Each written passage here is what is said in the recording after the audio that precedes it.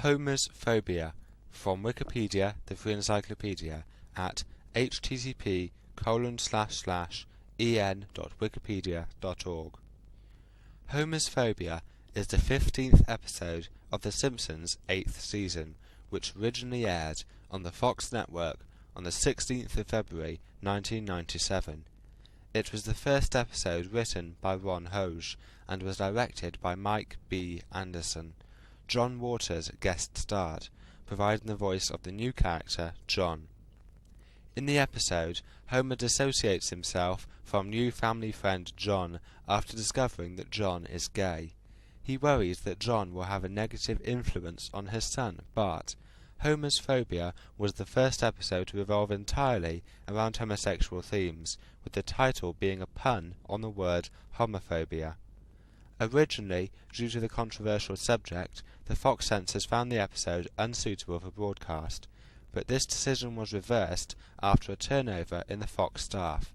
It won 4 awards, including an Emmy for Outstanding Animated Program for Programming 1 Hour or Less, and a GLAAD Media Award, spelled GLAAD, for Outstanding TV Individual Episode. Contents: Chapter 1, Plot. Chapter 2, Theme. Chapter 3, Production. Chapter 4, Cultural References. Chapter 5, Reception.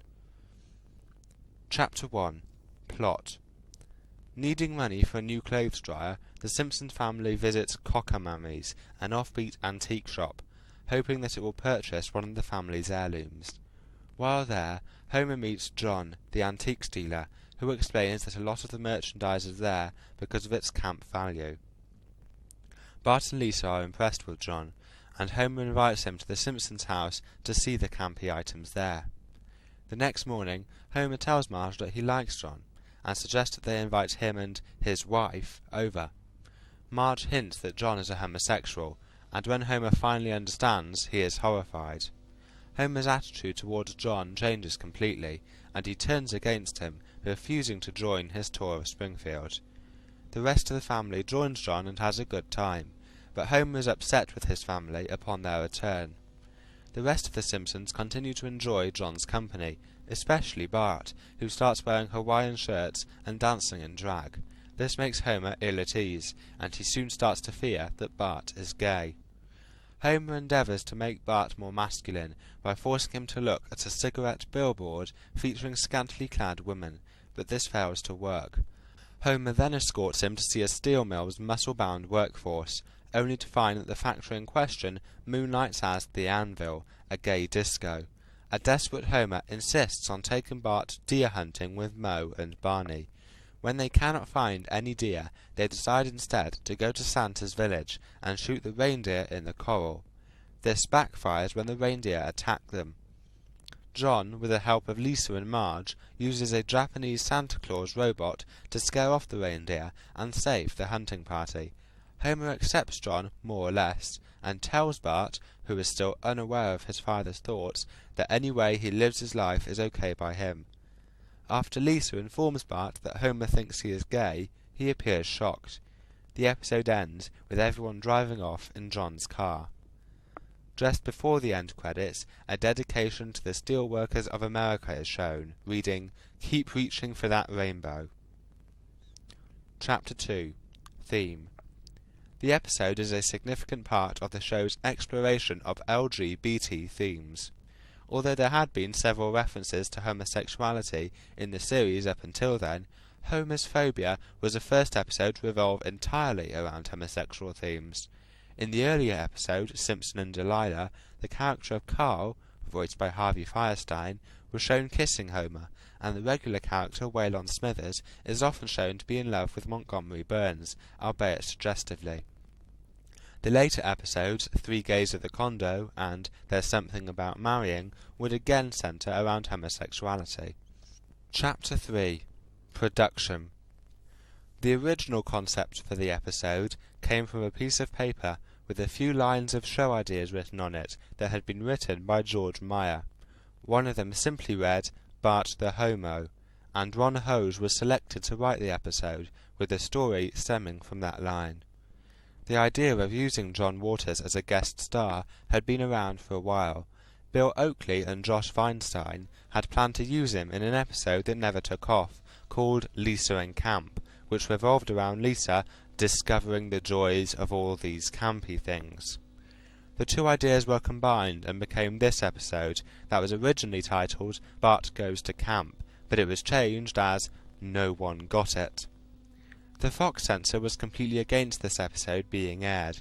The normal procedure is for an episode script to be sent to the censor and being faxed back, stating a few lines and words that should be substituted.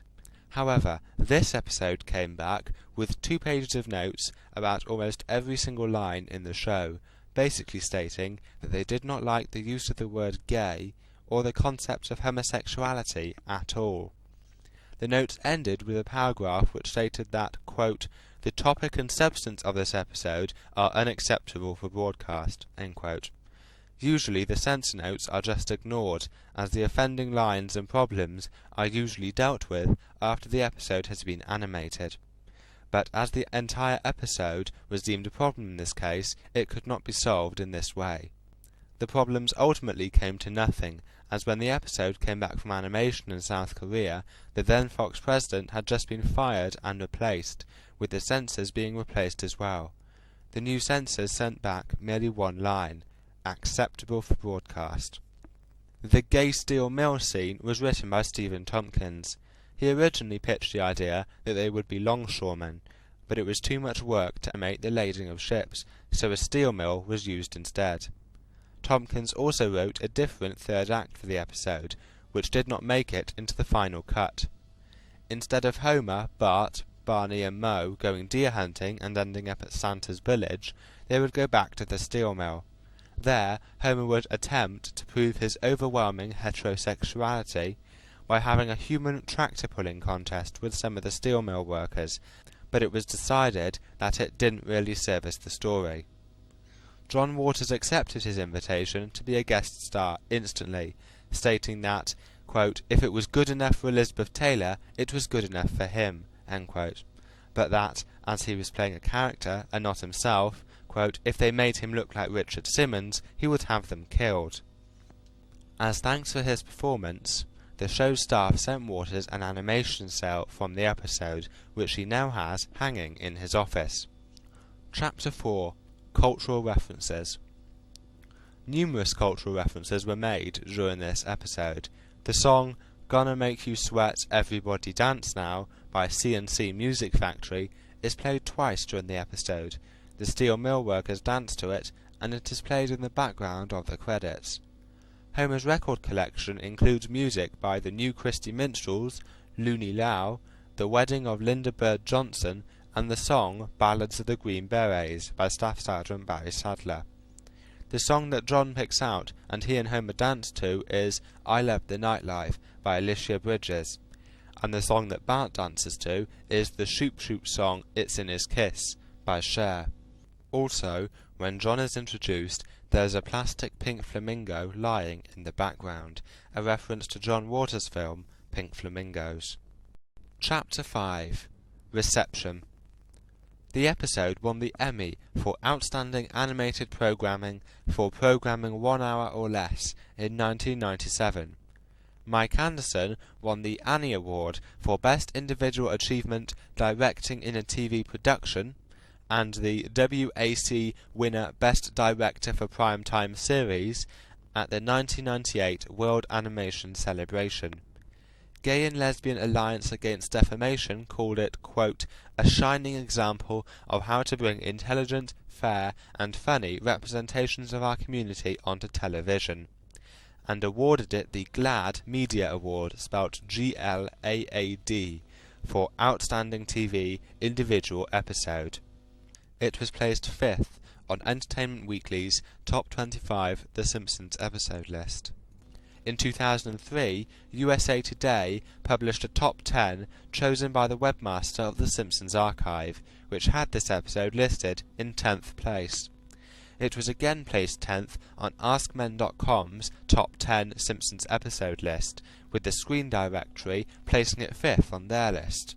The authors of the book I Can't Believe It's a Bigger and Better Updated Unofficial Simpsons Guide, Warren Martin and Adrian Wood, said, "Only the Simpsons could do this so tongue-in-cheek that nobody could get in a tizzy about it. Very good indeed."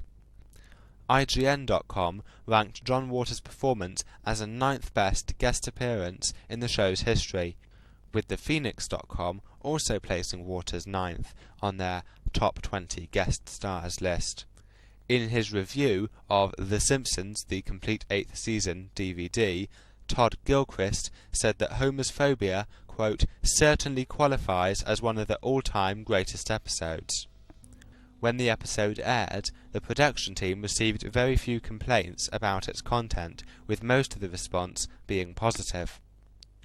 In 2002, Off the Telly writers Steve Williams and Ian Jones named Homer's Phobia one of the 5 worst episodes of The Simpsons, stating that it leaves such a nasty taste in the mouth, as Homer is, quote, quite simply a bastard, end quote, throughout the course of the episode. The pair concluded by saying, "This is a side of the show we'd not seen before, nor particularly wanted to see."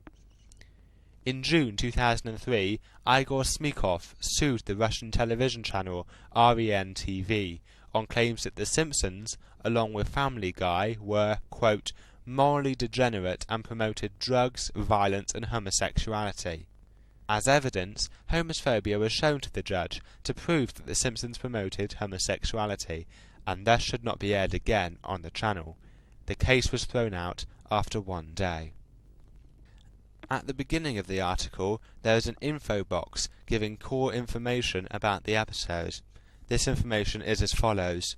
The episode number is 168. The production code was 4F11. The original air date was the 16th of February 1997. The showrunners were Bill Oakley and Josh Weinstein. It was written by Ron Hauge and directed by Mike B. Anderson. The couch gag is that someone tries to download The Family from America Online, but finding it too slow, attempts to cancel it. It guest starred John Waters as John. The DVD commentary for this episode is provided by Matt Groening, Bill Oakley, Josh Weinstein, Ron Hauge, Steve Tompkins, John Waters, and Mike B. Anderson. This is the end of the article.